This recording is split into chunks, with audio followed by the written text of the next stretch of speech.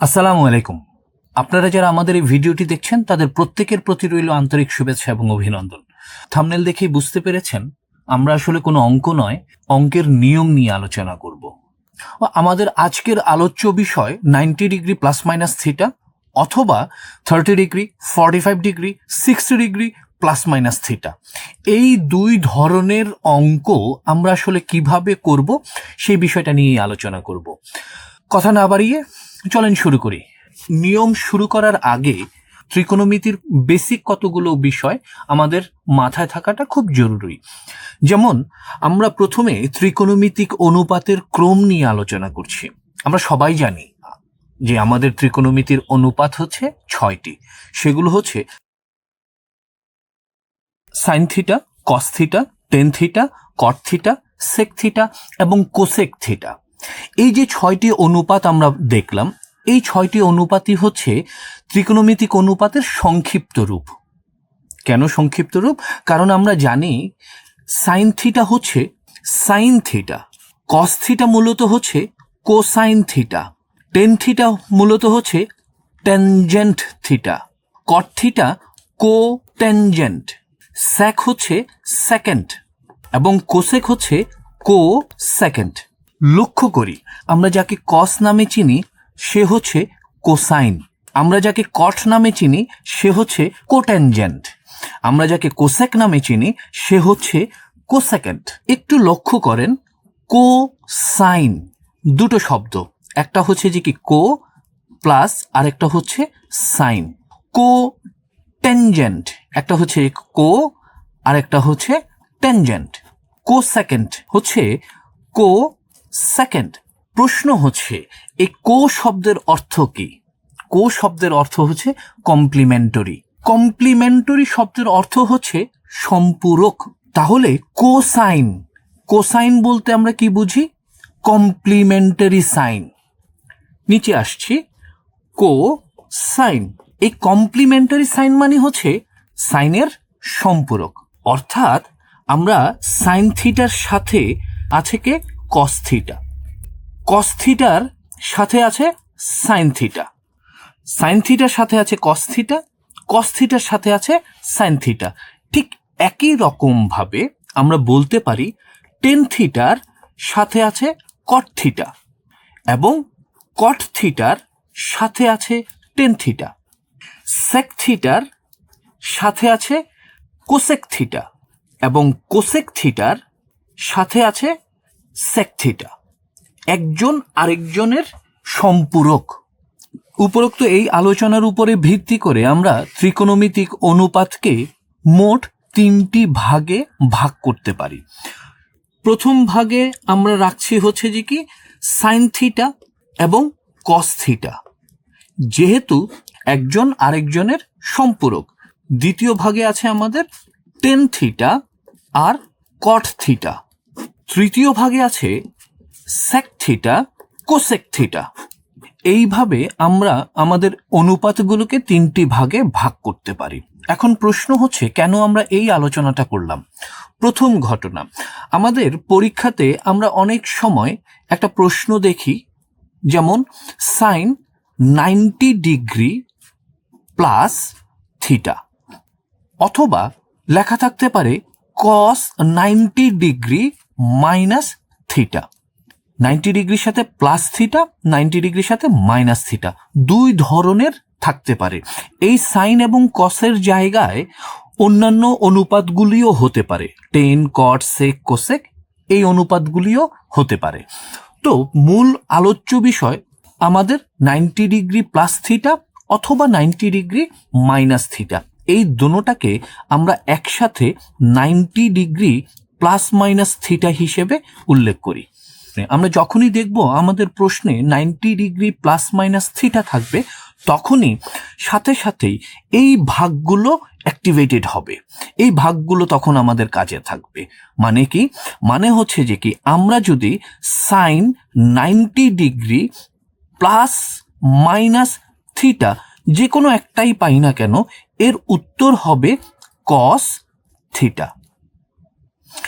সাইনটা পরিবর্তন হয়ে কস হয়ে যাবে এবং এই যে থিটাটা, এই থিটাটা চলে আসবে এইখানে। একটা উদাহরণ দেখলে বিষয়টা আরো অনেক বেশি ক্লিয়ার হয়ে যাবে। যেমন সাইন 90 ডিগ্রি প্লাস 30 ডিগ্রি।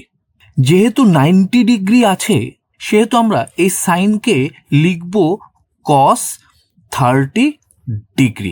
এই 30 ডিগ্রিটা কসের সাথে চলে আসবে। তাহলে আমরা বলতে পারবো sine 90 degree plus 30 degree equals to cos 30 degree. ধরি সেক 90 ডিগ্রি মাইনাস 45 ডিগ্রি যদি থাকে তাহলে এটাকে আমরা লিখতে পারবো কোসেক 45 ডিগ্রি। উপরোক্ত আলোচনা থেকে আমরা এই সিদ্ধান্তে আসতে পারি যে 90 ডিগ্রি প্লাস এবং মাইনাস থিটা যদি থাকে তাহলে সাইন থাকলে হয়ে যাবে কস এবং কস থাকলে হয়ে যাবে সাইন। টেন থাকলে হবে কট এবং কট থাকলে হবে টেন। সেক থাকলে হবে কোসেক এবং কোসেক থাকলে হবে সেক। এই জিনিসটা যদি বুঝতে পারি তাহলে আমাদের এই অঙ্ক করাটা একদম সহজ হয়ে যাবে। চলেন প্র্যাকটিক্যালি আমরা একটা অঙ্কের সমাধান করি। আমাদের প্রশ্ন হচ্ছে সেক 90 degree minus theta equals two 5/3 হলে সাইন থিটা সমান সমান কত, বা সাইনের মান বের করো। সমাধান দেওয়া আছে সেক 90 degree minus theta equals two 5/3।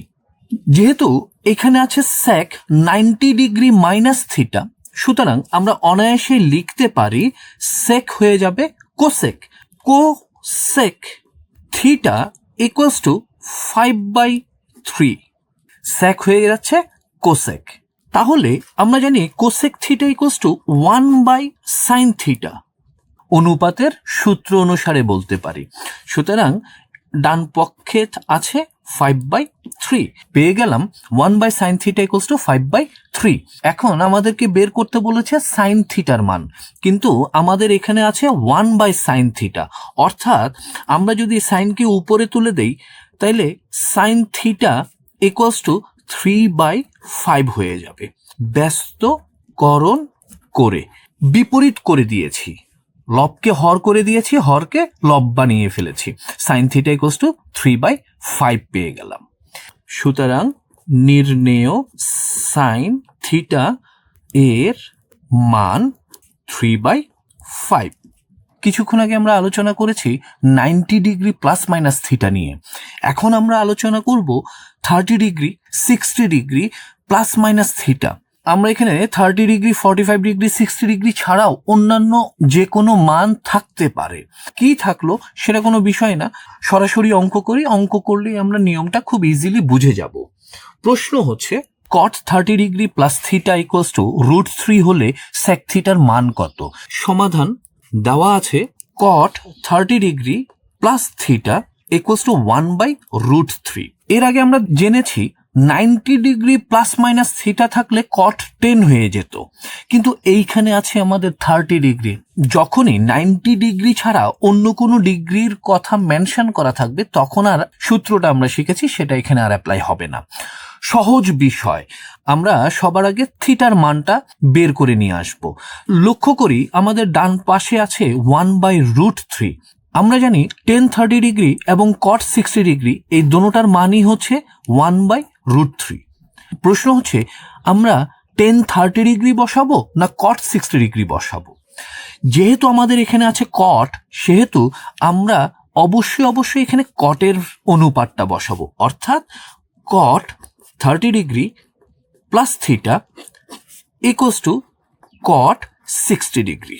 এখন উভয় পক্ষ থেকে কটকে যদি বাদ দিয়ে দেই তাহলে আমাদের বাম পাশে থাকবে 30 degree plus theta equals to ডান পক্ষে থাকবে 60 ডিগ্রি। আগেই বলেছি আমরা থিটার মান বের করব, সুতরাং 30 ডিগ্রিকে পক্ষান্তর করে ডান পাশে পাঠিয়ে দিচ্ছি। Theta equals two 60 degree minus 30 degree. সুতরাং আমরা থিটার মান পেয়ে গেলাম 30 ডিগ্রি। এই 30 ডিগ্রি মানটা আমরা সেক থিটাতে অ্যাপ্লাই করব। সুতরাং sec theta equals to sec 30 degree. আমরা জানি সেক 30 ডিগ্রি ইকুয়ালস টু 2/√3। সুতরাং নির্ণেয় sec থিটা ইকুয়ালস টু 2/√3। আজকে এখানে শেষ করছি। ভালো থাকবেন, সুস্থ থাকবেন, সুন্দর থাকবেন, বেশি বেশি করে অঙ্ক করবেন। Best of luck, tata.